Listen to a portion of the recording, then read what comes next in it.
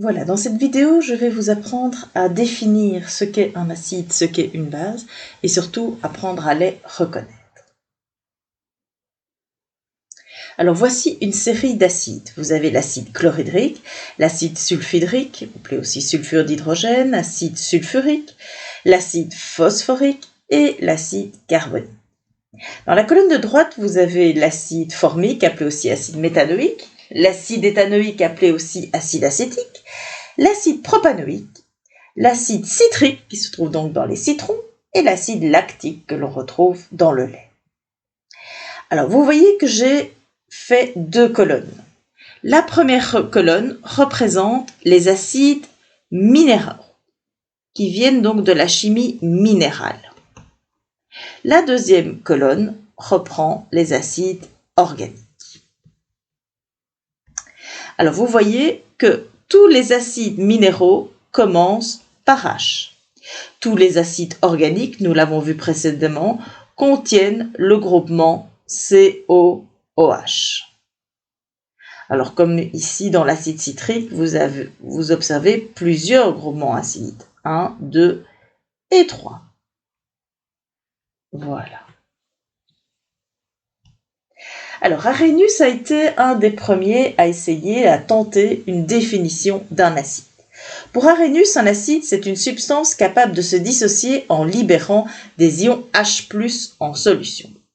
Alors, pour les acides minéraux, chaque acide minéral va donc perdre le H, un H qui se trouve ici devant. Les acides organiques, eux, vont perdre le H qui fait partie du groupement COH. Donc, c'est vraiment le H du groupement COH qui va partir, va être libéré. Alors, faisons le même exercice pour les bases. Donc, voici différentes bases que vous avez probablement notées. Il y a l'hydroxyde de sodium, l'hydroxyde de lithium, l'hydroxyde de potassium, l'hydroxyde de calcium et l'hydroxyde de magnésium. Pour Arrhenius, une base est donc une substance capable de se dissocier en libérant des ions OH.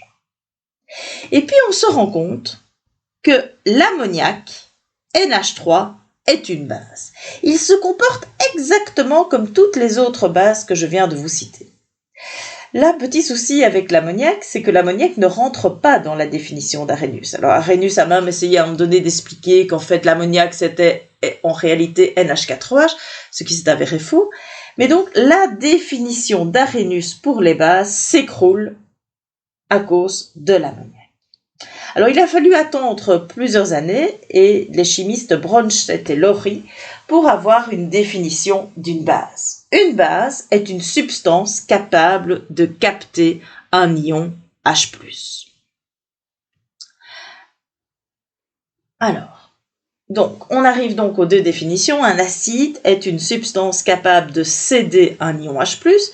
Une base est une espèce capable de capter un ion H+. Alors quand j'utilise le terme en chimie espèce regroupe les molécules et les ions. Donc lorsqu'on dit qu'un acide c'est une espèce capable de capter un ion H+, c'est la même chose que dire un acide c'est une molécule ou un ion capable de céder un ion H+.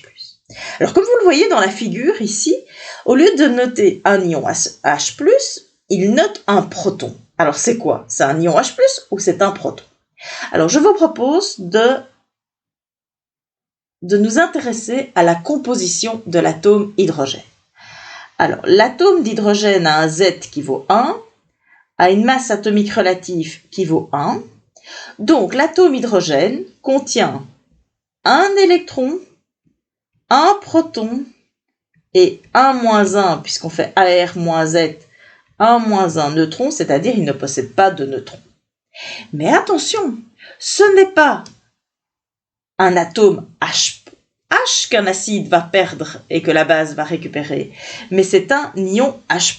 Qu'est-ce que cela signifie un ion H+? C'est un ion qui a perdu un électron. Donc, l'ion H+, l'atome H avait un électron, l'ion H+, n'a plus d'électron, il a perdu son électron. Donc, si on fait le bilan, Un ion H+ ne contient plus d'électrons, contient un proton et ne contient pas de neutrons. Donc, parler de un H+ ou d'un proton, c'est exactement la même chose. Alors, pour une facilité, vous allez voir, pour avoir plus facile pour remplir les équations traduisant les réactions acide-base, nous allons utiliser la notation 1H+. Alors, réfléchissons un petit peu aux bases. Une base doit capter un ion H+. C'est la définition. Une base est une espèce capable de capter un ion H+. Or, un ion H+, on vient de le voir, possède 0 électron.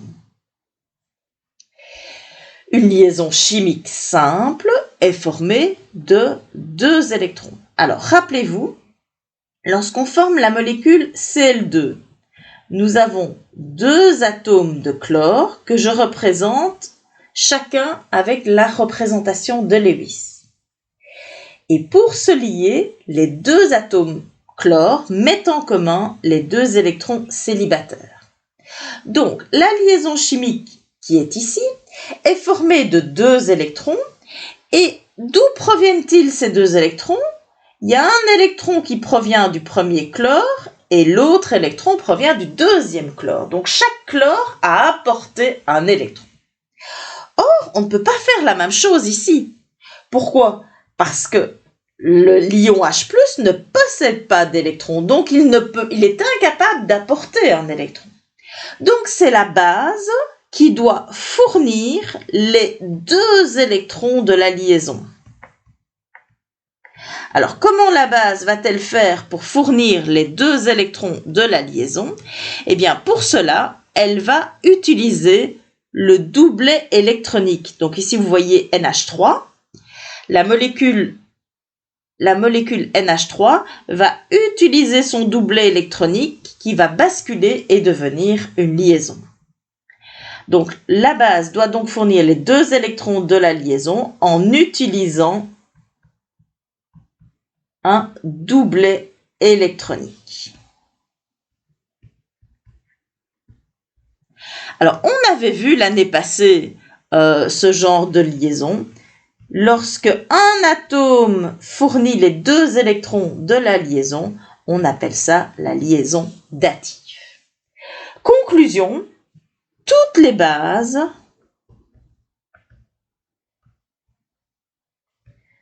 doivent posséder au moins un doublet électronique. Sinon, elles n'arriveront pas à fixer l'ion H+.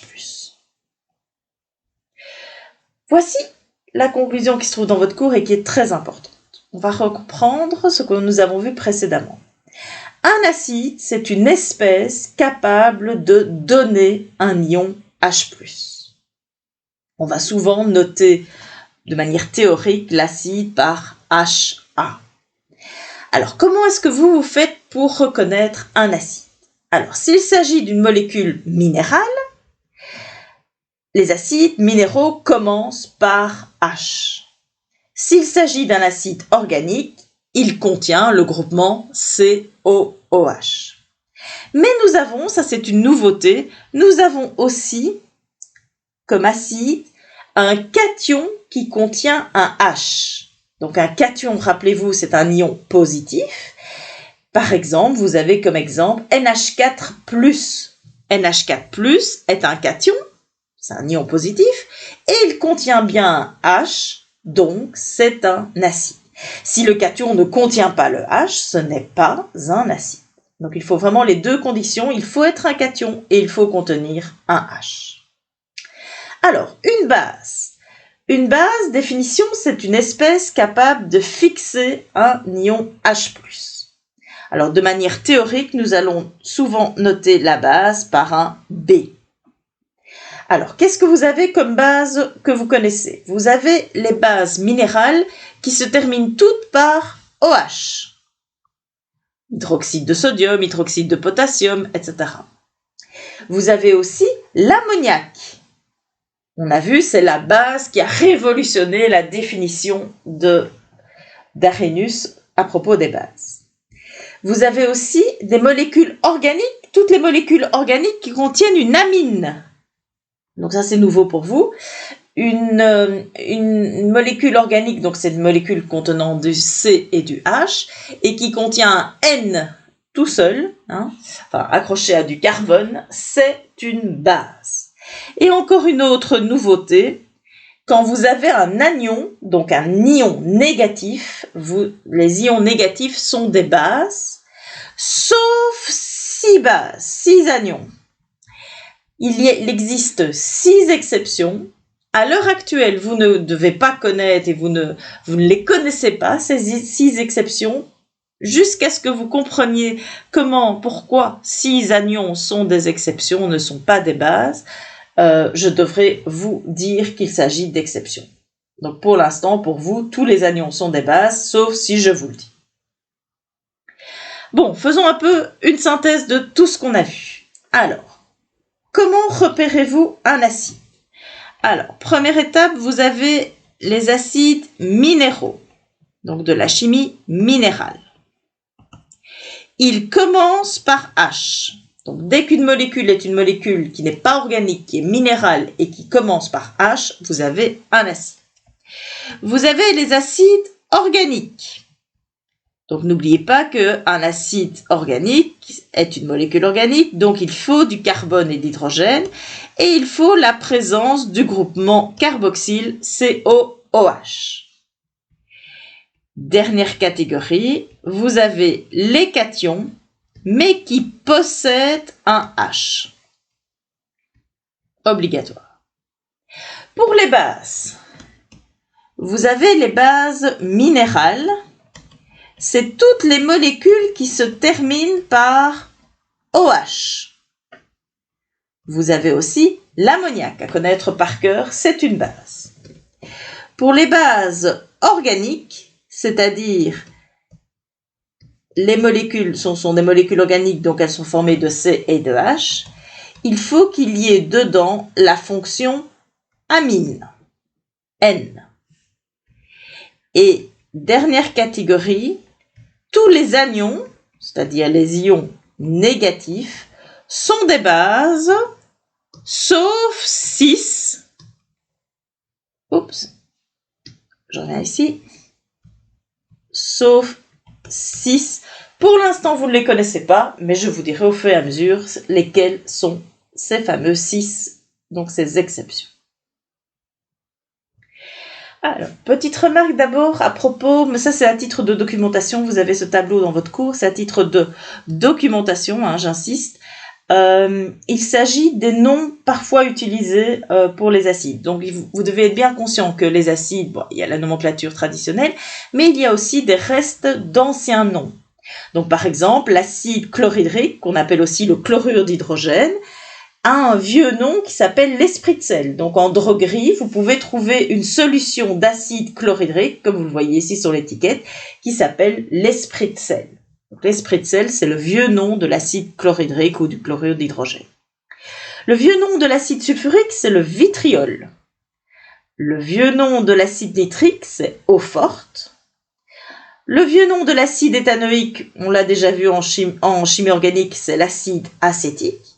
Et le vieux nom de l'acide méthanoïque, c'est l'acide formique. Donc si vous rencontrez ces vieux noms, voilà, vous avez ici un lieu pour voir à quel acide cela correspond.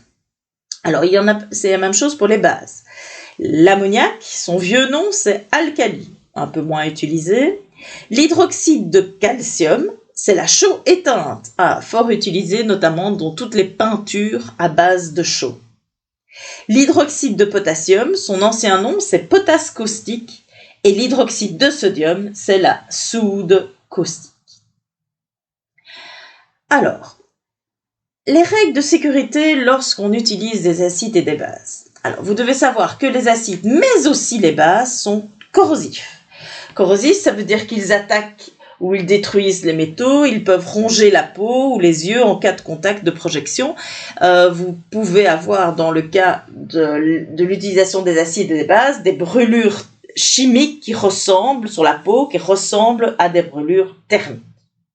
Alors souvent les gens font bien attention quand ils manipulent des acides, parce que, je sais pas, dans l'esprit collectif où les acides c'est dangereux, mais vous devez savoir qu'il y a des bases qui sont tout aussi dangereuses que les acides.